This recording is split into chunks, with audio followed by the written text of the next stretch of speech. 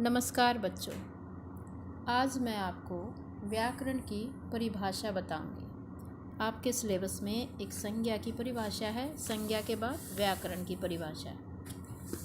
व्याकरण पर पहुंचने से पहले उससे पहले हमें भाषा का पता होना चाहिए। भाषा क्या है?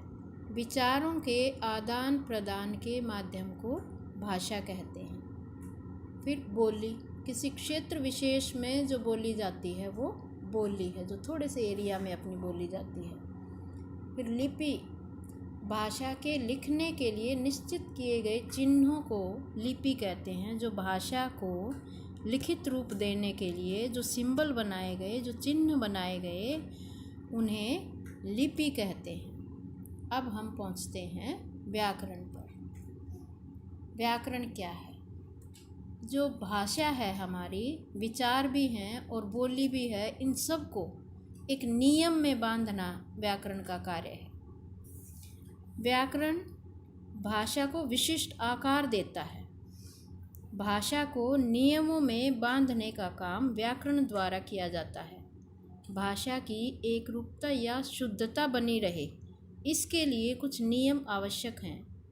इसके लिए भाषा के शब्द, उनकी रचना, वाक्यों की रचना, शब्दों के स्वरूप और उनके प्रयोग की दृष्टि से संपूर्ण अध्ययन करने के पश्चात ही व्याकरण की रचना की जाती है कि ये शब्द उचित रहेगा, अर्थ भी देगा और अच्छा भी लगेगा, तो ये व्याकरण की रचना की जाती है। उसके बाद प्रारंभ में व्याकरण भाषा के प्रयोग के अनुसार बनाया जाता है, जैसे बोला जाता है उसी के अनुसार।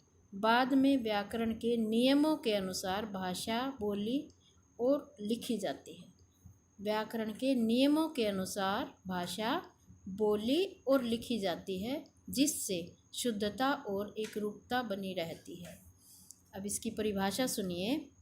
व्याकरण एक ऐसा शास्त्र है जिससे हमें किसी भाषा के शुद्ध रूप को लिखने तथा बोलने का ज्ञान प्राप्त होता है। या दूसरे शब्दों में इसको कहेंगे, भाषा के शुद्ध रूप का ज्ञान कराने वाले शास्त्र को व्याकरण कहते हैं। फिर से सुन लेंगे इसे।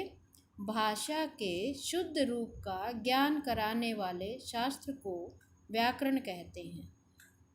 शुद्ध, ये कुछ मैंने आपको सेंटेंस दिए, वाक्य दिए हैं, अशुद्ध और शुद्ध आप बनाओगे।